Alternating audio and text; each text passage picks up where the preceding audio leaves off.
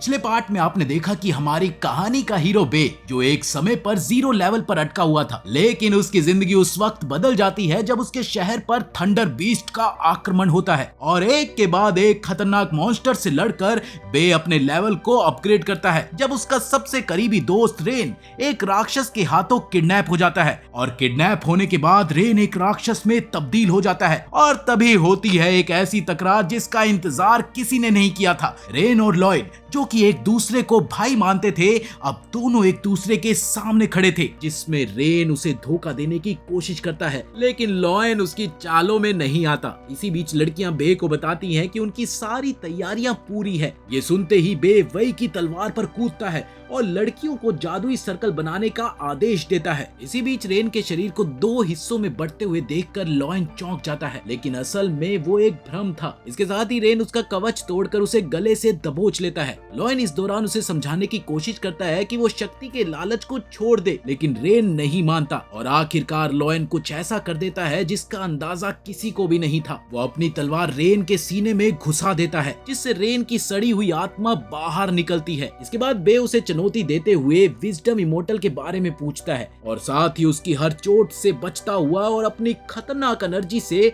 उसके कवच को बार बार तोड़ता है और अगले ही पल वो रेन की छाती में घुसी तलवार से लड़ने लगता है। इसी बीच काउंटर फॉर्मेशन के कारण वो जगह बदलने वाली शक्ति का उपयोग नहीं कर पाता, जिससे बे उसे एक जोरदार हमले से उड़ाते हुए एक बार फिर से उसका कवच तोड़ देता है। इस दौरान अचानक पता चलता है कि असली विजडम इमोर्टल का महल कहीं और है और उसका द्वार अभी खुला है, जिस पर राजकुमार चुनौती देते हुए ये बोलता है कि अब वो तुम जैसे नल्लों का वहाँ इंतजार करेगा। इसे पता नहीं क्यों पर सब लोग बहुत ज्यादा डरते हुए उस द्वार को देखते हैं। अब इधर बे युनजी को अंदर भेजने के लिए कहता है, लेकिन वो डर कर मना कर देता है। ये देखते हुए जनरल जियांग स्वयं जाने की पेशकश करता है, लेकिन बिजली गिरने की वजह से वो भी घायल हो जाता है। उधर थोड़े ही समय में उन्हें ये पता लगता है कि असल में ये महल अमर लोगों का है, जो मरे हुए लोगों को फिर से जीवित कर सकता है और इतना ही नहीं, ये समय और स्थान को भी उलट सकता है। अब ये सुनते ही बे सबको आदेश देता है कि वो किएंग स्वॉर्ड सेक्ट में एक साथ हो और बचाव का उपाय देखे।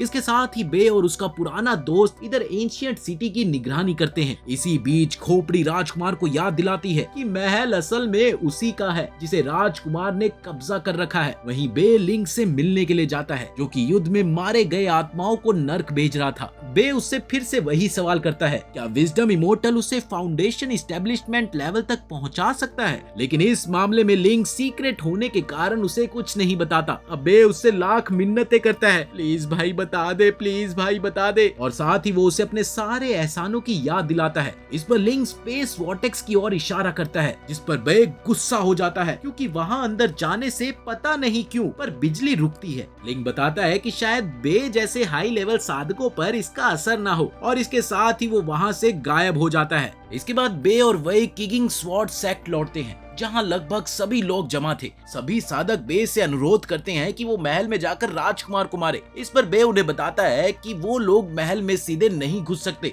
जिससे सब लोग निराश हो जाते हैं। ये देखते हुए बे ये ऐलान करता है कि वो कल महल की खोज जरूर करेगा। अब इस दौरान बाकी सभी उसे बिजली के हमलों की याद दिलाते हैं, लेकिन बे अपने डिसीजन पर अड़ा रहा। वो फिर भी कोशिश करना चाहता था। इसी बीच सू वहां पर आ गई, जो उसे बताती है कि पिछली रात कुछ साधक हवेली में घुस गए थे, जिसमें से एक साधक ने सू के छात्रों को धोखा देकर हवेली में घुसपैठ की, जिसकी वजह से बाकी कुछ साधकों को अपनी जान देनी पड़ी। दरअसल वो अमर बनने का मौका देखकर अंधा हो गया था। इस दौरान ये भी पता चलता है कि बिजली का हमला उन लोगों पर असर नहीं करेगा जो नेकांट सोल लेवल में है। ये सुनते ही युनजी उठता है और सभी से जल्दी चलने को कहता है, क्योंकि उसे डर है कि सूरजमुखी के कलेक्शन को कहीं और साधक ना चुरा ले। इस पर बे उसे गुस्से से देखता है, जिससे भाई साहब की बोलती बंद हो जाती है और थोड़ी ही देर में ये तय होता है कि पार्टी अपने फाउंडेशन एस्टेब्लिशमेंट लेवल के शिष्यों को भेजेगा। इस पर वेई बे से कहती है कि वो भी उसके साथ जाएगी। थोड़ी ही देर में बे जब जोरों शोरों से पूजा करने में लगा हुआ था,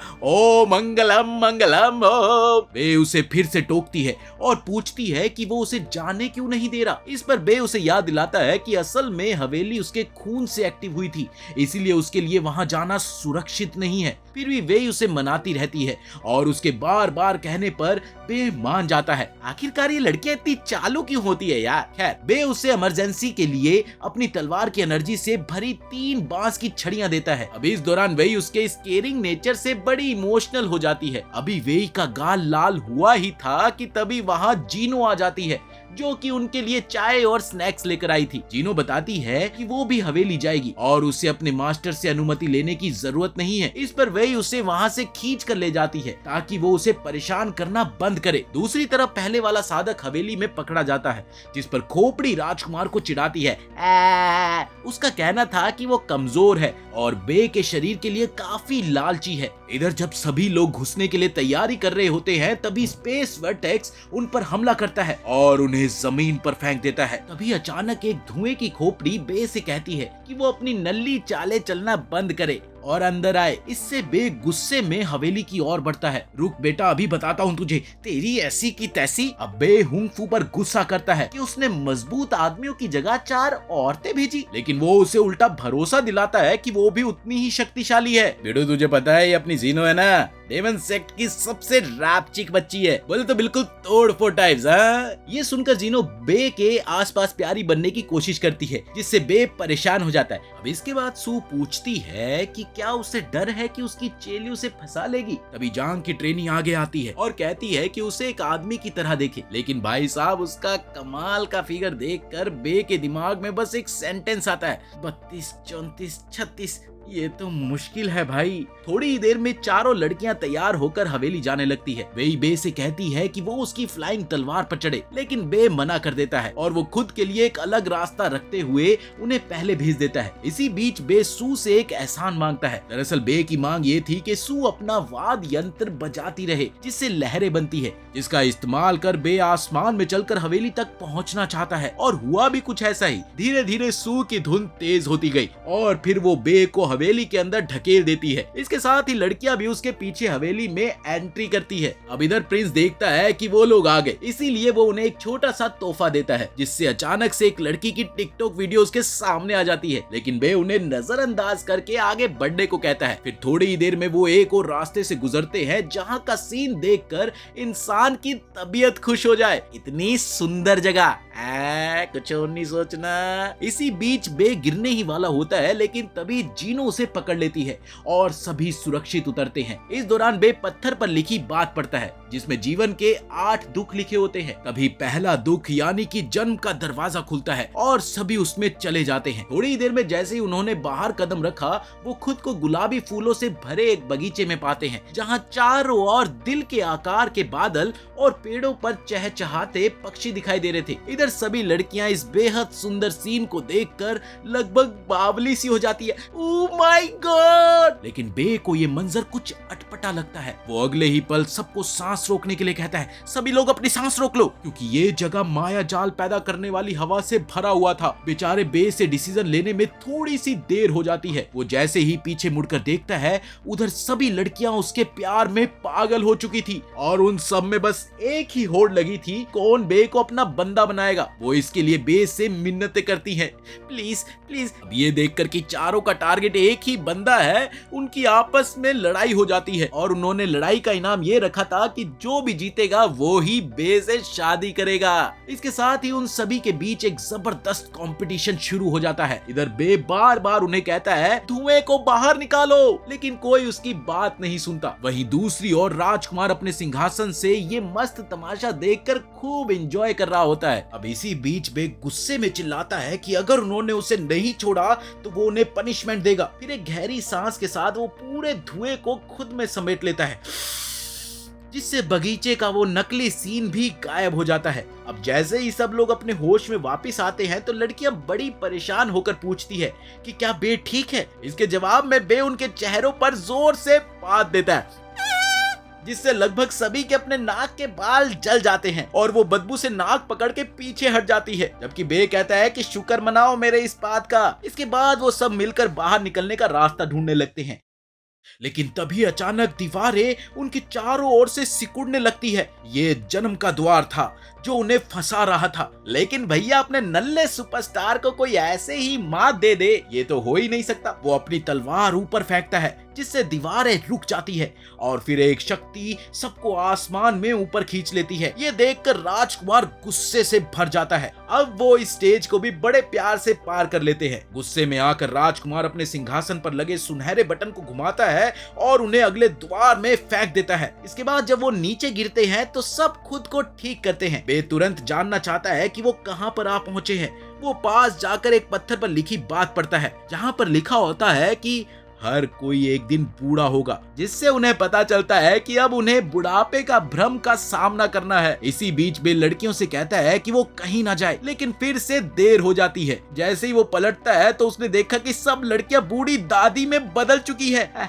बेटा बेटा इधर आ, जिससे बे को समझ आता है कि ये हवेली टाइम को कंट्रोल कर सकती है। असल में जब बे पत्थर पड़ रहा था तब राजकुमार ने उन लड़कियों पर एक जादू कर दिया था जिससे वो बूढ़ी हो गई। शुरू में लड़कियां एक दूसरे के बदले हुए रूप को देखकर हंसती है। बूढ़ी बूढ़ी। लेकिन जैसे ही उन्हें सच्चाई का एहसास होता है सब की सब रोने लग जाती है। इस दौरान वेई सबसे ज्यादा परेशान होती है। इस पर सू से दिलासा देती है और कहती है उसका शरीर उसके पिता से बेहतर दिखता है। इसी बीच सू की चेली एक जेब में रखे छोटे आईने में खुद को देखकर रोती है और हड़बड़ी में अपना चेहरा ढकने के लिए पाउडर पोतने लगती है। जल्द ही सब बे पर गुस्सा हो जाती है और उसे डराने लगती है। इस दौरान राजकुमार उन्हें इस हालत में देखकर मजे उठाता है और फिर से अपने सिंहासन का सुनहरा बटन घुमा देता है। अब एक रोशनी लड़कियों से हटकर बे पर पड़ती है। तभी वे उसे वार्निंग देती है कि यही रोशनी उन्हें बूढ़ा कर चुकी है, लेकिन तब तक देर हो जाती है क्योंकि बे उस रोशनी के नीचे खड़ा रह जाता है। मगर ये क्या, उसके ऊपर उस रोशनी का कोई फर्क नहीं पड़ा। हाँ, उसे हल्की सी गर्मी तो महसूस होती है। अब ये देखकर सब लड़कियां पागल हो जाती है और यहाँ तक कि राजकुमार भी बौखला उठता है। इस पर बुद्धिमान अमर उसे समझाता है कि आठों भ्रम बे का कुछ नहीं उखाड़ सकती और अगर वो बे का शरीर चाहता है तो उसे सीधे उससे लड़ना होगा। इस पर राजकुमार गुस्से में खोपड़ी को दीवार पर दे मारता है जिससे कि वो टूट जाती है। अब इधर लड़कियां अपनी उम्र की वजह से थक चुकी थी, कई तो लगभग हार मानने वाली थी। इधर यान रेंगते हुए बाहर निकलने की कोशिश करती है लेकिन बीच रास्ते में ही सो जाती है। बे पीछे मुड़कर देखता है और पाता है कि सारी लड़कियां सो चुकी है। अब उसके पास कोई चारा नहीं था, इसीलिए वो चारों को अपनी पीठ पर लाद कर बाहर निकलता है। रास्ते में वो सब उसे चिढ़ाती है और मजाक करती है, फिर भी बे उन्हें सेफ जगह तक ले जाता है। जैसे ही वो दरवाजा लात मारकर खोलता है सब एक साथ गिर पड़ती है, लेकिन साथ ही वो बहुत खुश हो जाती है क्योंकि अब वो फिर से जवान हो चुकी थी। आगे बढ़ने पर वो खुद को फिर से एक समुद्र जगह में पाते हैं जहाँ चारों ओर सिर्फ फूल और तितलियां ही थी। मगर बे उन्हें तुरंत अलर्ट करता है कि वो एक साथ रहे और अपनी इंटरनल मेमोरी से खुद की रक्षा करे। इस बार वो सभी उसकी बात मानते हैं। वो पत्थर पर लिखा हुआ पढ़ते हैं, ये बीमारी का दर्द है, पेन ऑफ इलनेस। अब वो और भी सतर्क होकर चलते हैं, वो भी बिना सांस लिए। थोड़ी ही देर में उन्हें ये समझ आने लगा कि वहाँ के फूल उनके अंदर की एनर्जी को सोख रही हैं, जिससे एक एक करके सभी लड़कियां बीमार पड़ने लगती हैं। तभी बे तुरंत उनके चारों ओर एक रक्षक कवच बनाता है ताकि उन्हें कुछ समय मिल सके और वो अपनी एनर्जी रिवाइव कर सके। इसके बाद वो सभी जहरीले फूलों को काटने के लिए निकलता है, लेकिन काटने के बावजूद फूल दोबारा खिल जाते हैं और उसका कवच टूट जाता है। इसके साथ ही बे फिर से एक नया कवच बनाता है और इस बार अपनी तलवार फेंककर फूलों को फिर से काटता है। इस दौरान वो अपनी पूरी स्पिरिचुअल एनर्जी को छोड़ता है, जिससे फूल इतने अधिक भर जाते हैं कि अंत में वो फट पड़ते हैं। इसके बाद वो सब उठकर बाहर निकलते हैं। तब वे उससे पूछती है कि रिफाइनिंग लेवल क्या है। तब पता चलता है कि बे का लेवल 66,660 है। अब ये सुनकर सब लोग दंग रह जाते हैं। उधर राजकुमार फिर गुस्से से भर जाता है क्योंकि उसके दुश्मन फिर से एक लेवल पार कर चुके थे। अब बुद्धिमान अमर उसे सलाह देता है कि वो खुद अंदर जाकर देखे, क्योंकि इससे वो बस एंट्री और एग्जिट दरवाजा ही बना सकता है, अंदर की घटनाएं नहीं। इसी बीच बे और लड़कियां फिर से एक और खूबसूरत जगह पर पहुंचते हैं लेकिन इस बार वो चारों तरफ से मकड़ी के जाले जैसी चीजों से घिरे होते हैं, जिसे मृत्यु का प्रतीक माना गया है। उधर एक फ्लैशबैक में दिखाया जाता है कि उन्होंने यहाँ आने से पहले ही जान लिया था कि अब उन्हें मृत्यु का दर्द झेलना पड़ेगा। इस दौरान बातचीत करते हुए बे उन्हें बताता है कि ये हेड्स यानी कि मृतकों के लोक का दरवाजा है। इधर वर्तमान में बे एक नदी के किनारे इंतजार कर रहा था। तभी वो देखता है कि एक नाव उनकी ओर चली आ रही थी और उस नाव में कोई और नहीं बल्कि ली था। ली उन्हें सुझाव देता है कि वो यहीं पर रुक जाए क्योंकि वो तो खुद अकेले आया था, लेकिन बे फिर भी मना कर देता है और फिर वो सभी नाव पर चढ़ जाते हैं। थोड़ी देर बाद वो भूलने वाले पुल पर पहुंचते हैं जहां एक सुंदर लड़की एक बच्चे को कुछ पिला रही थी। उसके बाद बच्चा फिर पुल पर चढ़ जाता है। इस दौरान यूनी पूछती है कि वो क्या पी रहा था। तब पता चलता है कि वो एक खास तरह का सूप था जो कि उसके जीवन भर के आंसुओं से बना हुआ था। ये सूप पुराने दुखद यादों को भुलाने में मदद करता है। लड़कियों को भी ऐसा ही एक सूप दिया जाता है, लेकिन वो उन आंसुओं से बना होता है जो इतने इम्पोर्टेंट नहीं थे। फिर भी वो जल्दी से सूप पी जाती है। इसी बीच बे को झुंझुलाहट होती है क्योंकि भाई साहब उसे तो पूरा का पूरा एक टब आंसुओं का दिया गया था। वो मैंग से रिक्वेस्ट करता है कि प्लीज इसे कम कर दो, लेकिन वो कहती है कि उसने तो सिर्फ उसे एक टब दिया है, जबकि यहाँ और भी ढेरों टब थे। लड़कियां झांक कर उसके टब के अंदर देखती है और वो उसमें दिखाई देने वाली अलग अलग यादों पर हंसने लगती है। इस पर बे शर्मिंदा होकर अपने टब को ढकने के लिए कूद पड़ता है और उनसे रिक्वेस्ट करता है कि वो पुल पार करे, वो भी जल्दी उनका पीछा करेगा। इसके बाद बे अपना चेहरा टब में डुबो देता है और जोर जोर से आंसू पीने लगता है। अब पुल पार करते समय लड़कियां उसे देखकर तरस खाती हैं। वो बस यही चाहती है कि वो जल्दी से जल्दी फाउंडेशन एस्टेब्लिशमेंट लेवल तक पहुंच जाए। इधर राजकुमार उनका इंतजार करते हुए बेचैनी से टहल रहा होता है। वहीं ज्ञान अमर यानी कि विजडम इमोर्टल उसे शांत रहने की सलाह देता है और उसका मजाक भी उड़ाता है। अब थोड़ी ही देर में नाव पर ज्यादा आंसू पीने के कारण वो फूल सा दिखता है। इसके बाद वो लोग हेड्स लोक की जांच पड़ताल करते हैं और इस दौरान वो यामा यानी कि मृतकों के राजा से भी मिलते हैं, जिसे हम यमराज कहते हैं। इतना ही नहीं, बे यामा के साथ एक खेल भी खेलता है। फिर कुछ समय बाद राजकुमार उन्हें हेड्स लोक से बाहर निकलते देखता है और गुस्से से तमतमा जाता है क्योंकि वो कुछ ज्यादा ही जल्दी बाहर आ गए थे। उधर बे लड़कियों से वो सारी चीजें ले लेता है जो उन्होंने हेड्स लोक से चुराई थी और उन्हें लिंग को सौंप देता है, सिर्फ ये कहते हुए कि उन्हें यामा को धन्यवाद देना चाहिए। अब इस दौरान खोपड़ी राजकुमार से कहती है कि अगर बे नहीं चाहता तो यामा भी उसे नहीं रोक सकता। इधर बे लड़कियों को डांटता है, तुम भूतों की चीजें क्यों उठाकर लाई हो। अब उनकी बातें सुनकर राजकुमार एक बार फिर गुस्से में ज्ञान अमर को पटक देता है और अपनी सुनहरे बटन को घुमाकर आने वाले टास्क को और मुश्किल बना देता है। अब इधर लड़कियां बे से शिकायत करती हैं कि वो उनके उपहार वापस क्यों करवा रहा है। इस पर बे उनकी बातों को अनसुना करके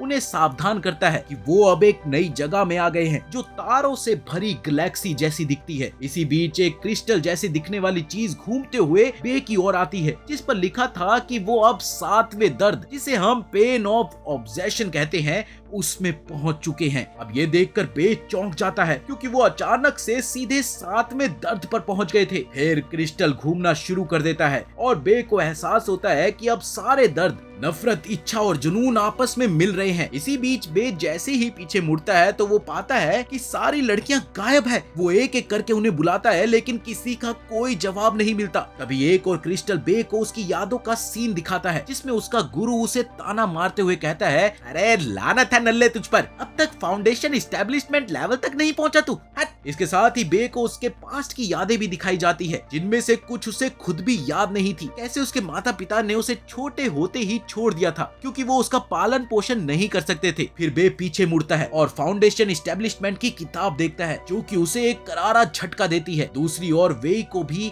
उसकी पुरानी याद दिखाई जाती है जहां उसके पिता उसकी योग्यता पर संदेह कर रहे थे और ये देखकर वेई दुखी होकर रो पड़ती है। बाकी लड़कियों को भी ऐसी यादें दिखाई जाती है जो उनकी भावनाओं से खेलकर उन्हें अपने करीबियों के खिलाफ भड़काने की कोशिश कर रही थी, लेकिन वो सभी इतनी मूर्ख नहीं थी कि आसानी से फंस जाए। अभी एक फुर्तीले कदम के साथ वो सब क्रिस्टल की झूठी यादों को तोड़ देती है और मुस्कुराते हुए खुद पर गर्व करती है। इधर बे कहता है कि उसका गुरु उसे तब भी नहीं हरा सका था जब वो अमर बना था, तो अब तो वो भूल ही जाए कि वो ऐसा कर भी पाएगा। हाँ, ये बात जरूर थी, एक बार तो किताब देखकर बे के गोटे मुंह में थे, पर अपना नल्ला जानता था कि ये एक जाल है, इसीलिए उसने उससे भी तोड़ दिया। इधर राजकुमार गुस्से से पागल हो जाता है क्योंकि एक भी लड़की उसकी चाल में नहीं फंसी थी। वो खुद को कोसता है कि उसने उन्हें कम हाका, लेकिन ये तो बस एक शुरुआत थी, शुरुआत। तभी टूटे हुए टुकड़े इकट्ठा होकर एक बहुत बड़े सांप का आकार ले लेते हैं, जिसके लिए बे ने सभी को सतर्क किया क्योंकि राजकुमार ने अब छल की बजाय सीधे शारीरिक हमला शुरू कर दिया था। तभी सांप उड़ता है और फिर उनके सामने आकर रुकता है। वो घूरता है और फिर अचानक अपने मुंह से तेज धार के टुकड़े उन पर फेंकने लगता है। इस पर बे तेजी से रिएक्ट करते हुए उनके चारों ओर एक सुरक्षा कवच बना देता है। इसके बाद बे बड़ी चालाकी से उस बॉल जैसी ढाल को इधर उधर घुमाने लगता है ताकि सांप उसका पीछा करता रहे, लेकिन तेज टुकड़ों की वजह से ढाल में दरारें आने लगती है। इसी बीच स्थिति बिगड़ती देखकर बे सभी लड़कियों को बांस की पर्चियां थमाता है और उन्हें 5 अलग अलग दिशाओं में भागने का आदेश देता है। साथ ही वो ये भी बताता है कि जब सांप अपनी जुबान बाहर निकालेगा तो वो इन पर्चियों से खुद को बचाए और टेंशन बिल्कुल नहीं लेनी क्योंकि वो खुद सांप को मारेगा। इसके साथ ही बे 3 तक गिनता है और सभी लड़कियां अलग अलग दिशाओं में दौड़ जाती है, जिससे सांप भ्रमित हो जाता है और वेई का पीछा करने लगता है। वेई समय रहते अपनी पर्ची से एक सुरक्षा कवच बना लेती है। वहीं बे इस मौके का फायदा उठाते हुए सांप पर कई तेज हमले करता है और आखिरकार उसके सर पर घातक वार करता है, जिससे सांप छोटे छोटे टुकड़ों में फट जाता है। अब जैसे ही टुकड़े बरस रहे होते हैं, बे खुद को संभालता है और उसी वक्त एक चमकदार पीला पत्थर उसके पास गिरता है, जिसके बाद उस पत्थर को उठाते ही उसे पता चलता है कि वो मून स्टोन है। अब इस दौरान लड़कियां उसके पास आ जाती है, लेकिन इसके साथ ही बे का स्वार्थी रूप भी बाहर आ जाता है। एक और वो कहता है कि उन्हें और भी अंतरात्मा के राक्षस बुलाने चाहिए ताकि वो और मूनस्टोन इकट्ठा कर सके। अब ये सुनते ही लड़कियां उसे निराश नजरों से देखती है। अब इधर पता नहीं कैसे पर बे लड़कियों को वाकई में मना लेता है और वो अब तक 1100 से भी ज्यादा मूनस्टोन जमा कर चुका था। अब वहीं लड़कियां भी एक घेरे में बैठी थी। तभी बे वेई की नफरत की तारीफ करता है, जिसने बहुत हाई क्वालिटी का मूनस्टोन बनाया, लेकिन वो अभी भी संतुष्ट नहीं होता और बाकी राक्षस भी बुलाने को कहता है। बुलाओ बाकी राक्षसों को, जिस पर वेई बुरी तरह से नाराज हो जाती है क्योंकि अब तक वो 10 साल की उम्र में बिस्तर गीला करने जैसी बुरी यादों तक सोच चुकी थी। इधर सभी लड़कियां बेहद तकलीफ में थी, यहाँ तक कि जे भी नफरत से थक कर बे से लिपट जाती है। बे उसे अपने पैर से अलग करने की कोशिश करता है, तभी यूनिक गुस्से में चिल्लाती है कि वो पहले स्थान पर जीतना चाहती है और इससे एक और सांप प्रकट हो जाता है। ये देखकर बे बहुत खुश हो जाता है और उसे मारने के लिए दौड़ पड़ता है। अब मायायू वेई से कहती है कि वो जाकर उसे रोके क्योंकि अब तो कई दिन हो चुके हैं और वो काफी मूनस्टोन इकट्ठा कर चुके हैं, लेकिन वेई कहती है कि वो अब कुछ भी नहीं कर सकती क्योंकि स्वार्थ तो किगिंग तलवार पार्टी की परंपरा है। तभी जीनो भी बे का सपना देखते हुए एक और सांप बुला लेती है, जिससे वेई उसे बचाने के लिए कूद पड़ती है। सांप से लड़ाई के दौरान वेई को चोट लग जाती है और उसका खून बहने लगता है, लेकिन तभी यूनी आगे बढ़ती है और सांप का सिर काट कर उसे खत्म कर देती है। अब उधर जीनो वेई से माफी मांगती है, लेकिन अच्छी बात ये थी कि वो लोग यून के सवाल से टल जाते हैं क्योंकि यून हैरान होती है कि मरा हुआ सांप मणि के रूप में क्यों नहीं बदला। तभी अचानक कटा हुआ सांप का सर फिर से जिंदा हो जाता है और वो वेई का बहता खून चाटने लगता है। लेकिन एक सेकंड, ये क्या? खून चाटते ही उसका शरीर दोबारा से बनने लगता है और वो पहले से भी और ज्यादा बड़ा हो जाता है। अब तो उसके हाथ भी निकल आते हैं, जिसे देखकर सभी लड़कियां डर जाती है। लेकिन तभी वेई को एहसास होता है कि शायद उसकी ड्रैगन बोल शक्ति ने ही इस सांप को इतनी ताकत दी है। अब इसके साथ ही अचानक से वो सांप उन पर धारदार टुकड़े बरसाने लगता है। तभी वेई सामने आता है और सबको बचा लेता है। फिर वो गुस्से में सबसे पूछता है कि आखिर किसने अपनी नफरत छुपाई थी। इस पर सब लोग जीनो की तरफ इशारा करते हैं, लेकिन वही जीनो वेई को पकड़कर छिपने की कोशिश करती है। इसके बाद बे उसके हाथ में खून देखकर समझ जाता है कि जीनो का खून ही सांप के बड़े होने की वजह बना। फिर वो सभी लड़कियों से कहता है कि वो वेई का ध्यान रखे, जबकि वो खुद सांप को खत्म करेगा। इसके साथ ही बे सांप के शरीर पर चढ़ जाता है और जगह जगह उसे चीरता है। आखिरकार वो अपने तलवार से सांप के सर को भेद देता है और उसे तब तक कसकर पकड़े रहता है जब तक कि उसका सर फटकर हजारों मनियों में नहीं बदल जाता। अब अब सांप को मारने के बाद बे वही को पट्टी बांधने के लिए कहता है और उसे एक इमेज स्टोरिंग जेम देता है ताकि वो इस पूरी जगह को कैद कर सके और बाद में यूचुआन में इस जगह की रिसर्च कर सके। इस दौरान वो लड़कियों को डांटता भी है कि इतने आसान से सांप को तुम नहीं मार पाई, इसीलिए वो आदेश देता है कि वो और सांप बुलाए और उनकी ट्रेनिंग अब शैतानी तरीके से शुरू होगी। इसी दौरान प्रिंस दूर से ये सब कुछ देख रहा होता है और अब वो बे में दिलचस्पी लेने लगता है। उसे शक हो जाता है कि वही ड्रैगन बॉल ब्लड लाइन का अंश है। फिर वो मन ही मन सोचता है कि वही को आज यही मरना होगा। वहीं दूसरी ओर डिलाइट हाउस में सू बहुत तनाव में हुंग फू की देखभाल कर रही होती है। दरअसल हुंग फू बहुत परेशान हो जाता है कि कई महीनों से सभी अंदर है और अभी तक वापस नहीं लौटे। उसे डर है कि शायद सब अंदर खेल रहे हैं या फिर खतरे में है, क्योंकि बे तो इतना ताकतवर है कि एक लैंड इमोर्टल को कुछ ही मिनटों में हरा सकता है। इसके साथ ही हुंग फू बे की सुरक्षा शक्तियों पर सवाल उठाता है, लेकिन सू उसे विश्वास दिलाती है कि बे हजारों लोगों को भी सुरक्षित रख सकता है। थक हार कर हुंग फू सो जाता है, लेकिन दिल ही दिल में वो जीनो के मारे जाने को लेकर काफी परेशान होता है। तभी एक लड़की धुएं से बाहर निकलती है और सू को बताती है कि उसके पिता मॉन्स्टर किंग मारे जा चुके हैं। इधर मकान के अंदर वेई इमेज स्टोरिंग जेम को पकड़ने से थक जाती है और बोर हो जाती है। उधर बेई लड़कियों को सांप से लड़ने की ट्रेनिंग दे रहा होता है, जबकि मियाओ अपने इंस्ट्रूमेंट को लेकर जान बचाने के लिए दौड़ती है। वो पलटकर अपने इंस्ट्रूमेंट को बजाकर सांप पर हमला करती है, लेकिन सांप आसानी से बच निकलता है और मियाओ पर अब वो हमला करने ही वाला होता है कि बे समय रहते उसे बचा लेता है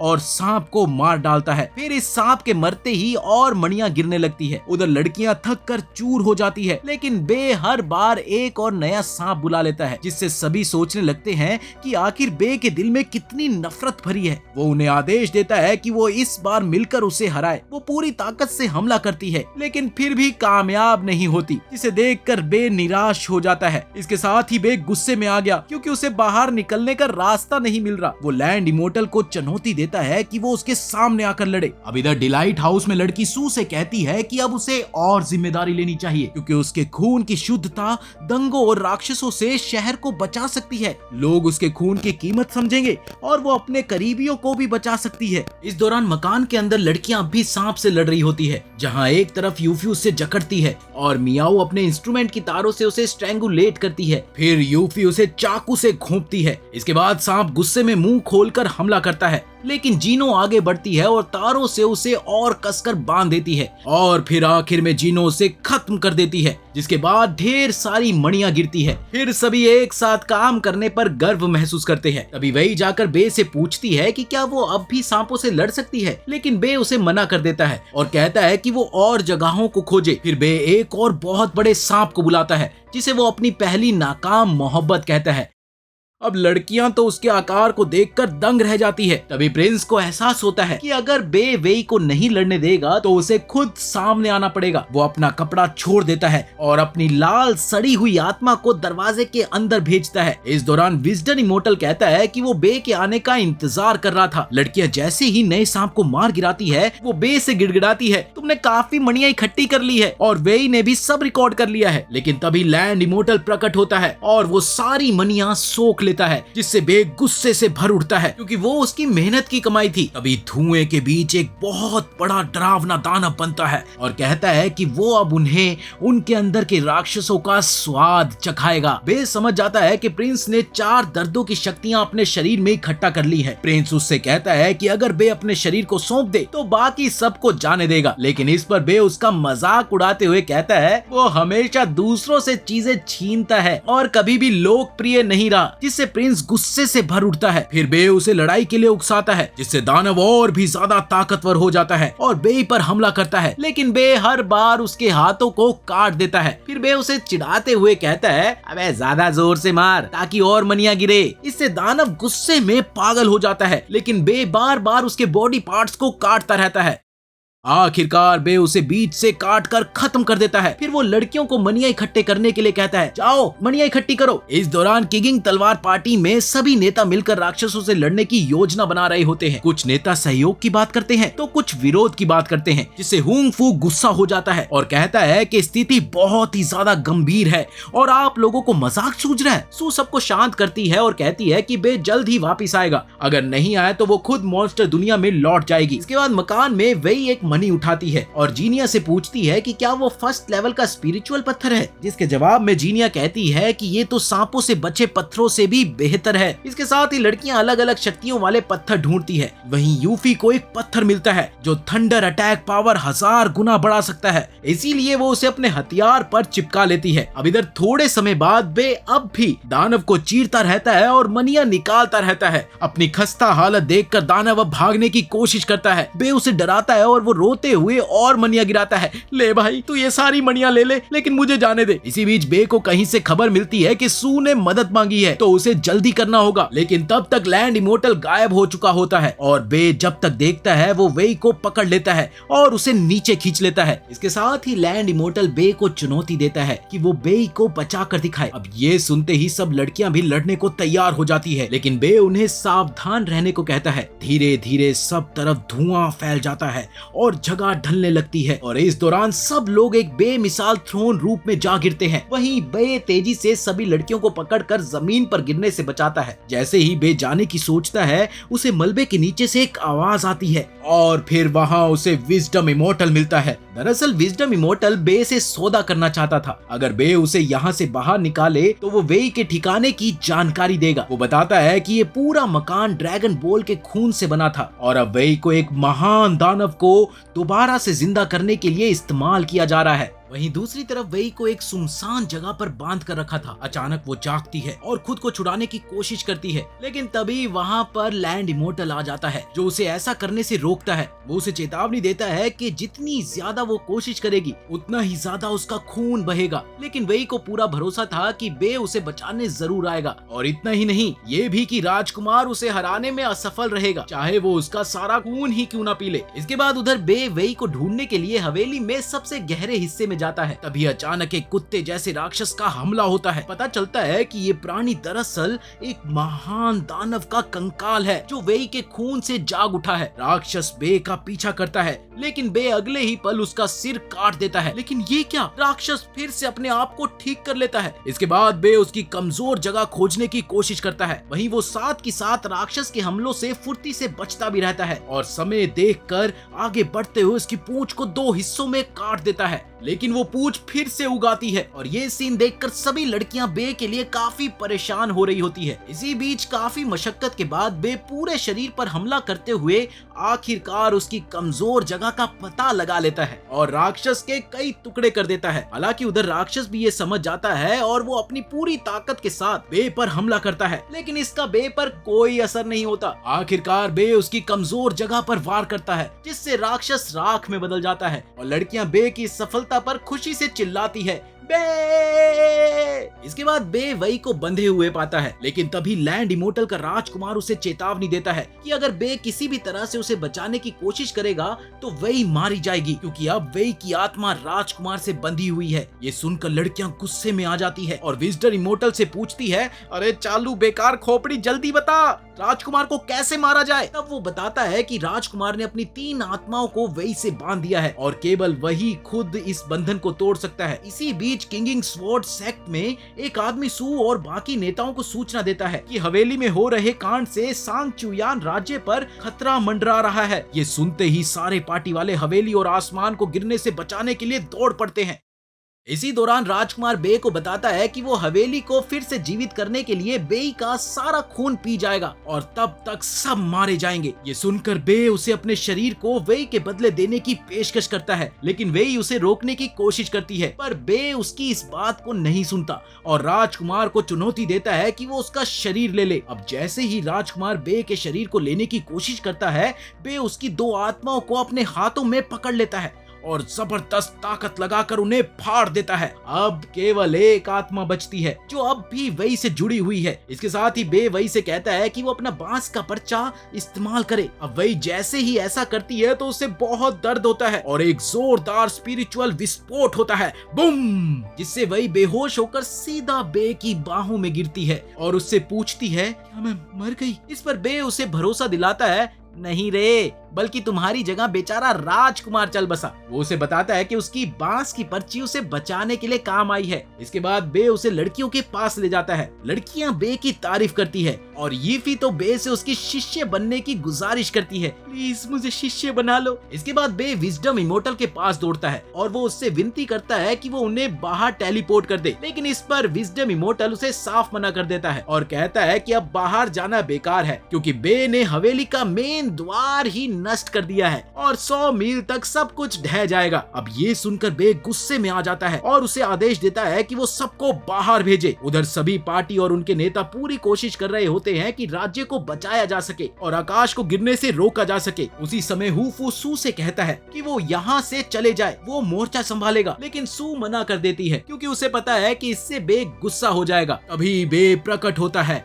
और हुफू के कंधे पर हाथ रखता है, आवी, जिससे हुफू खुशी से उसे गले लगा लेता है, लेकिन बे उसे दूर ढकेल देता है। दूरट। इसके बाद सभी लोग शांति से बाहर आ जाते हैं। बे यूनी को खोपड़ी सौंपता है और सभी को जल्दी से निकलने का निर्देश देता है। इसी बीच आसमान तेजी से ढह रहा होता है और सभी लोग तेजी से भागने लगते हैं, बचाओ। जब सब लोग बाहर निकल जाते हैं तभी बे एक बहुत बड़ी एनर्जी इकट्ठी करता है और उसे गिरती हुई हवेली की ओर फेंकता है, जिससे हवेली पूरी तरह से गायब हो जाती है। सब लोग दूर से ये सीन देखकर काफी दंग रह जाते हैं, जबकि बे की एनर्जी चारों ओर फैल रही होती है। तभी आसमान पूरी तरह से साफ हो जाता है और सभी खुशी से चिल्लाने लगते हैं। इसके बाद बे अपनी तलवार पर तैरते हुए दिखाई देता है और पता चलता है कि उसने एक नई शक्ति की सीमा को पार कर लिया है। अब कुछ दिन बाद हम देखते हैं कि वही आखिरकार होश में आ गई है, जहां जीनो सबसे पहले उसे शुभकामनाएं देने के लिए आती है और पूरी कहानी समझाती है कि कैसे बे ने शांग चुआन राज्य और हवेली को बचाया। इसी दौरान यूनी और यूचुआन विजडम इमोर्टल से ढेर सारे सवाल पूछकर उसे परेशान कर रहे होते हैं। तभी बे आता है और उन्हें बाहर भेज देता है, जाओ तुम बाहर जाकर खेलो। फिर वो अपना सबसे जरूरी सवाल पूछता है कि क्या मैं फाउंडेशन एस्टेब्लिशमेंट लेवल तक पहुंच सकता हूं। चौंकने वाली बात यह है कि विजडम इमोर्टल कहता है, हाँ तुम पहुंच सकते हो। अब ये सुनकर बे खुशी से उछल पड़ता है और नाचने लगता है, ये। जब वो नाचना खत्म करता है तो वो विजडम इमोर्टल से पूछता है कि अब उसे क्या करना चाहिए, लेकिन खोपड़ी के पास कोई जवाब नहीं होता। अब ये सुनकर बे नाराज हो जाता है। फिर खोपड़ी उससे उसका प्रेजेंट लेवल पूछती है, जो कि 66,666 है। तब खोपड़ी उसे बताती है कि वो एक इमोर्टल एनवी वाला इंसान है, जिसके पास बहुत सारी शक्ति है और बाउंडलेस एनर्जी सेंटर भी है। खोपड़ी उसे दिलासा देती है कि वो पहले से ही अमर है और उसे फाउंडेशन एस्टेब्लिशमेंट लेवल तक पहुंचने की कोई जरूरत नहीं है। इसी के साथ हमारा आज का यह एनिमे यहीं पर खत्म होता है। अगर वीडियो अच्छी लगी हो तो लाइक कर लेना और हमारे चैनल को सब्सक्राइब कर लेना। मिलते हैं अगली वीडियो में।